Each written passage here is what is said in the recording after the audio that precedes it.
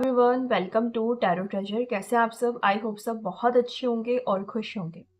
आज की रीडिंग शुरू करने से पहले अगेन एक सब्सक्राइबर का क्वेश्चन लेते हैं। उनका नाम है विनोद। यहाँ पे मैं स्क्रीनशॉट लगा दूंगी। उन्होंने शायद उनकी गर्लफ्रेंड है या फिर कोई पार्टनर है, पर्सन के बारे में पूछा है कि मेरी बातचीत बंद है, मेरी बातचीत कब शुरू होगी और वो मेरी ज़िंदगी में कब वापस आएंगे।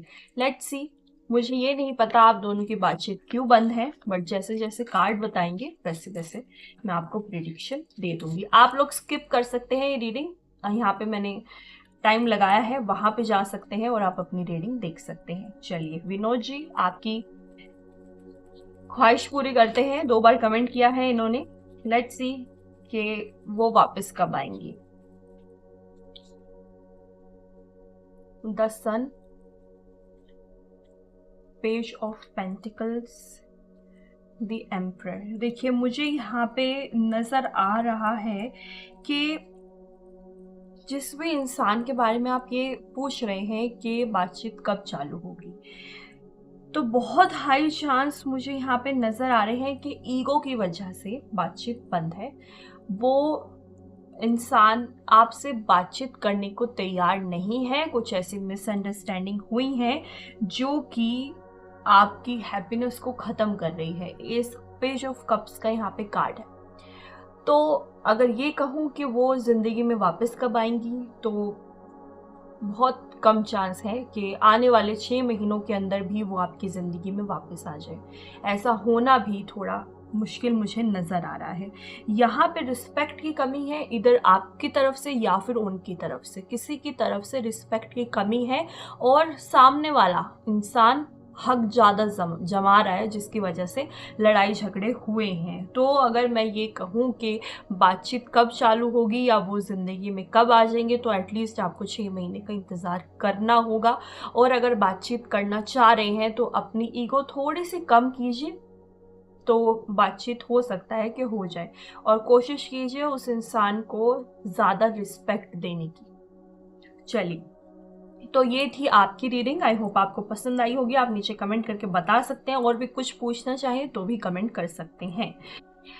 अब चलते हैं अपने टॉपिक की तरफ, जो कि है टैरो कार्ड रीडिंग में कि आपके पर्सन की करंट फीलिंग क्या है एज यूजुअल। और हम देखेंगे आपकी लव लाइफ का नया चैप्टर क्या है। आपकी लव लाइफ के अंदर अब क्या होने वाला है। नो कांटेक्ट में है, स्पेशल रीडिंग है ये। नो कांटेक्ट में है आप, थर्ड पार्टी इन्वॉल्व है या जो भी चीज़ है आपके बीच में, लेकिन हम ये देखेंगे कि आपकी लव लाइफ का अब नया चैप्टर क्या हो सकता है। आपकी लव लाइफ क्या मोड़ लेगी, अच्छा लेगी, बुरा लेगी, कोई नया इंसान आएगा, वही इंसान आपकी ज़िंदगी में दोबारा से आएगा या फिर नहीं। चलिए अपनी रीडिंग की तरफ चलते हैं एंड आई होप आपको ये रीडिंग पसंद आएगी। टाइम वेस्ट बिल्कुल नहीं करेंगे, शुरू करते हैं। देखते हैं आपकी लव लाइफ के अंदर नया चैप्टर क्या है। अगर आपको कैंडल वैक्स रीडिंग पसंद है तो इसी टॉपिक पे मैंने वो भी बनाया, तो आप वो भी देख सकते हैं। और अगर आपको टैरो कार्ड पे ज़्यादा विश्वास है तो आप ये देख सकते हैं। उससे पहले आज एक येस और नो देख लेते हैं। अपनी कोई भी विश सोचिए जो आप चाहते हैं कि पूरी हो जाए, या आप जानना चाहते हैं कि पूरी होगी या फिर नहीं। उस विश के बारे में सोचिए। मैं आपको टाइम दे रही हूँ और हम देखते हैं कि आने वाले 2 महीने के अंदर वो विश आपकी पूरी होगी या नहीं। ये सिर्फ 2 महीने के लिए होगा, फुल लाइफ के लिए नहीं है। 2 महीने के अंदर आपकी विश पूरी होने के कोई चांस है या नहीं। ईश्वर को याद कीजिए, अपनी विश के बारे में सोचिए एंड लेट्स सी मेरे व्यूअर्स की विश पूरी होगी या फिर नहीं। 2 महीने के अंदर क्या चांस है इनकी विश पूरी हो सकती है या फिर नहीं। लेट्स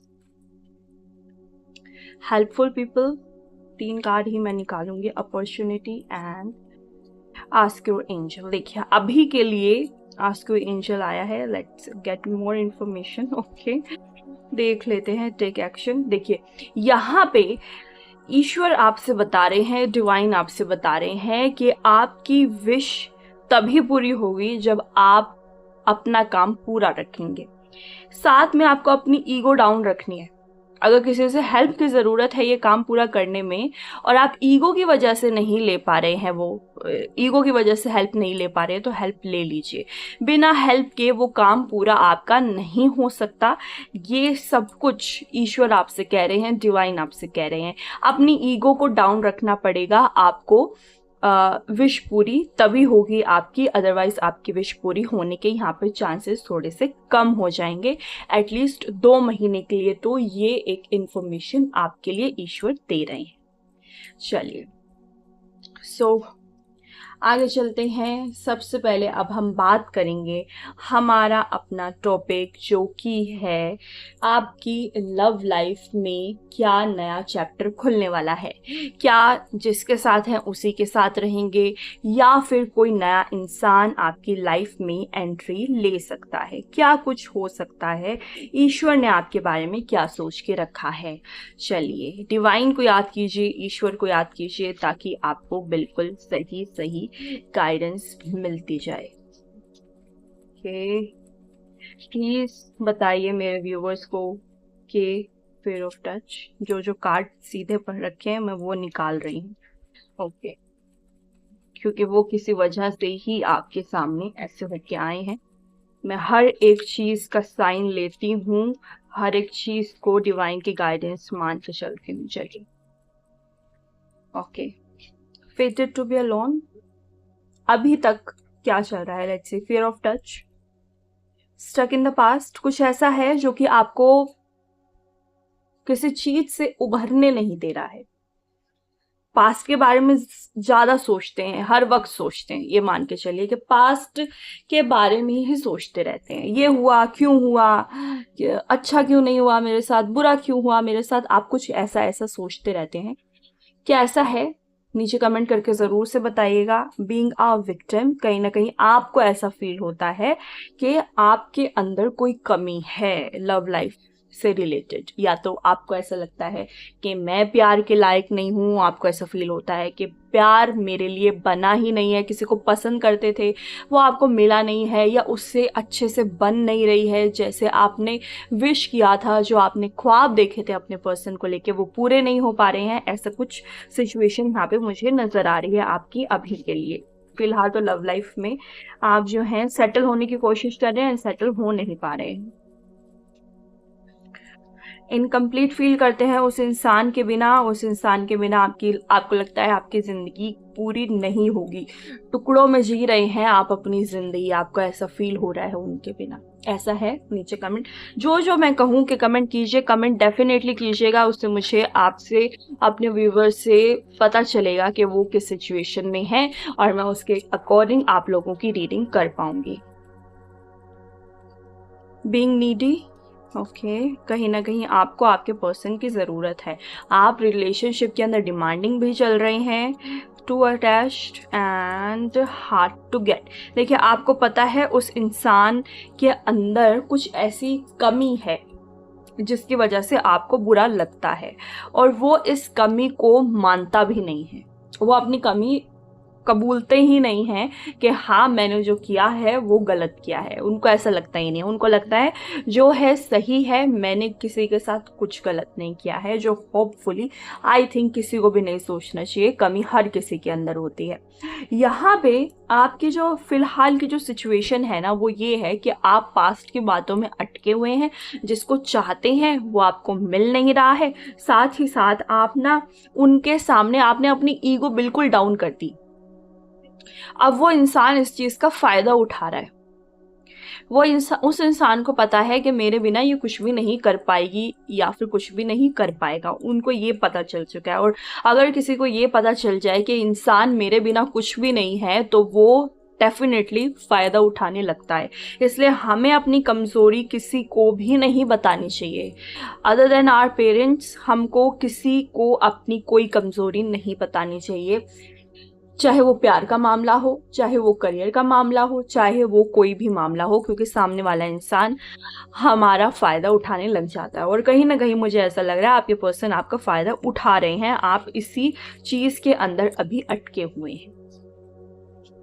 चलिए आगे चलते हैं। लेट्स सी अब कि आपकी लव लाइफ क्या मोड़ लेने वाली है, आपकी लव लाइफ के अंदर नया क्या चैप्टर खुलने वाला है। ईश्वर को याद कीजिए, आपको बिल्कुल सही सही गाइडेंस मिलती रहेगी। मैरिज का कार्ड अपने आप ही निकल के आया है। ओके, खुश हैं आप इस कार्ड से या नहीं, नीचे कमेंट करिएगा।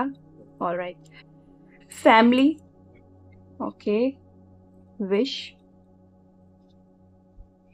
Fascination, apology and revitalise. देखिए, जो भी पर्सन है आपका उससे ब्रेकअप नहीं होगा। वो इंसान दोबारा से आपकी जिंदगी में लौट के आएगा। वही इंसान है जो आके माफी भी मांगेगा आपसे, जो ये भी कहेगा कि इस रिश्ते को बहुत आगे तक लेके जाएंगे, शादी तक लेके जाएंगे, क्योंकि मोड़ यही आएगा आपकी लव लाइफ के अंदर कि वो इंसान आपसे माफी मांग लेगा। कोई नया इंसान अभी नहीं आएगा आपकी जिंदगी के अंदर। ऐसा नहीं है कि कोई नया इंसान आने वाला है, बट ये इंसान आपके पास आएगा, अभी नहीं तो 6 महीने के बाद आए, लेकिन वो आपसे आके माफी जरूर मांगेगा। कंप्लेन है आपकी कुछ, कंप्लेन उनकी भी होगी कुछ, कंप्लेन वो भी करेंगे आपसे, गिले शिकवे सारे दूर करने की कोशिश करेंगे आप दोनों जब भी मिलेंगे, भले ही 6 महीने के बाद मिले। क्योंकि यहाँ पे एक पॉजिटिव, कोई भी कार्ड आपको नेगेटिव नजर नहीं आ रहा होगा, सारे कार्ड पॉजिटिव हैं। इस एनर्जी को, इस रीडिंग को क्लेम जरूर कीजिएगा, क्योंकि यहाँ पे डिवाइन आपके लिए बहुत कुछ अच्छा सोच रहे हैं। आपको थोड़ा सा पेशेंस रखने की जरूरत है, पेशेंस की, यहाँ पे टुगेदरनेस। क्या चाहिए आपको, सब कुछ तो है आपके पास। डिपार्चर, जितनी भी प्रॉब्लम्स थी वो अब निकलने वाली है जिंदगी से, वो खत्म हो जाएंगी, वो रहेंगी नहीं। आपको लगता है कि शायद ये प्रॉब्लम पूरी लाइफ के लिए है, तो ऐसा कुछ भी नहीं है। आप पॉजिटिव रहिए, पॉजिटिव चीजें आप अट्रैक्ट करेंगे। जितना पॉजिटिव इंसान रहता है उतनी ही पॉजिटिवनेस इंसान अट्रैक्ट करता है। तो जब भी ये इंसान आपकी जिंदगी में वापस आएगा ना, आप ये देख के हैरान हो जाएंगे कि ये इंसान मुझसे इतना भी प्यार करता है।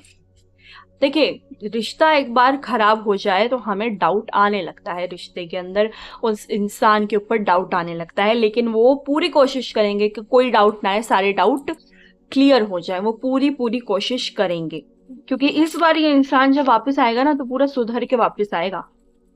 वो दोबारा से वही सब गलतियां दोहराने की कोशिश करेगा कि ना हो, वो गलतियां दोबारा से दोहराई ना जाएं।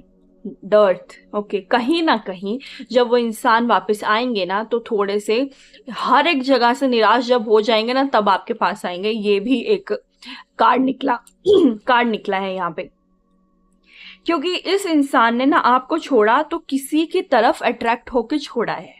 इधर पैसे की तरफ अट्रैक्ट हो गए थे या फिर किसी की खूबसूरती की तरफ अट्रैक्ट हो गए थे। कोई अट्रैक्शन थी जो इनको उनकी तरफ, किसी और की तरफ खींच के लेके गई और आपसे लड़ाई हो गई इनकी, और आप प्रॉब्लम में आ गए। दोनों एक रिश्ते में थे, वो रिश्ता खत्म होने की कगार पे आ गया, लेकिन अब ये खाली हाथ हैं। अब इनके हाथ में जब सब कुछ खत्म हो जाएगा ना, हर जगह से निराश हो जाएंगे, ये आपके पास आ जाएंगे, और तब इनको रियलाइज होगा कि ये इंसान मुझे उस टाइम पे भी एक्सेप्ट कर रहा है जिस टाइम पे मेरे हाथ में कुछ भी नहीं है। तो इनको इस चीज से भी बहुत खुशी मिलेगी, और आप भी कहीं ना कहीं खुश हो जाइएगा, क्योंकि ये इंसान कहीं ना कहीं आपके अंदर फेथ तो रखता है और आप इनसे प्यार करते हैं। अब प्यार तो अंधा होता है, प्यार ऐसा होता है कि ईगो भी नहीं देखता। Loyalty, nice, warning, regret, expectations. कहीं ना कहीं ये इंसान जब आपसे मिलेगा ना, तो अब आप इनको वार्निंग दे दीजिएगा कि मैं तुमसे अब रिश्ते में तभी आऊंगी या तभी आऊंगा जब सब कुछ जो तुमने किया है उस चीज की तुम माफी मांगो मुझसे।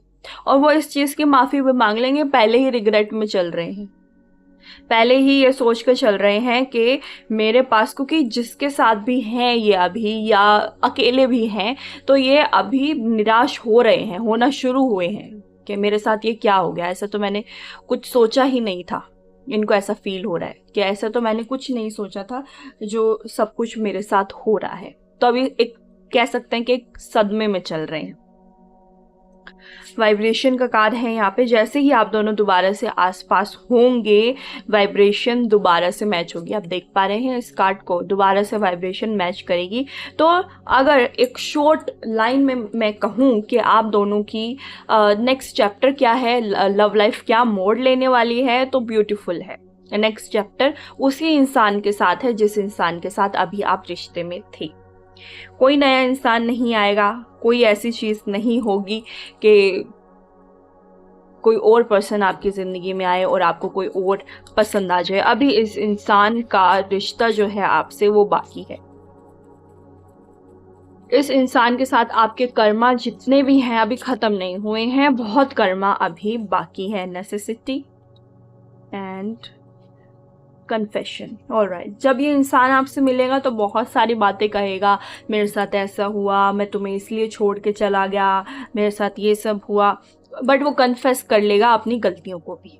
अपॉलॉजी का भी यहाँ पे कार्ड है, वो गलती भी मान लेगा अपनी। सो अगर देखा जाए ओवरऑल तो ये रीडिंग आपके लिए काफ़ी ज़्यादा पॉजिटिव रही है। यहाँ पे हर एक कार्ड आपके फेवर में आया है, कोई भी ऐसा कार्ड नहीं है जो आपको दुखी कर दे। और ये कार्ड्स बिल्कुल सच बताते हैं अगर आप फेथ रखते हैं। और आप इस रीडिंग को याद भी रखिएगा कि एक रीडिंग ऐसी आई थी और मेरे साथ ऐसा ऐसा हुआ है, और कमेंट ज़रूर से कीजिएगा अगर आपके साथ ऐसा ऐसा कुछ हो। चलिए, तो ये थी आज की रीडिंग। आई होप आप लोगों को पसंद आई होगी, और अगर पसंद आई हो तो चैनल को लाइक, सब्सक्राइब और शेयर ज़रूर करें।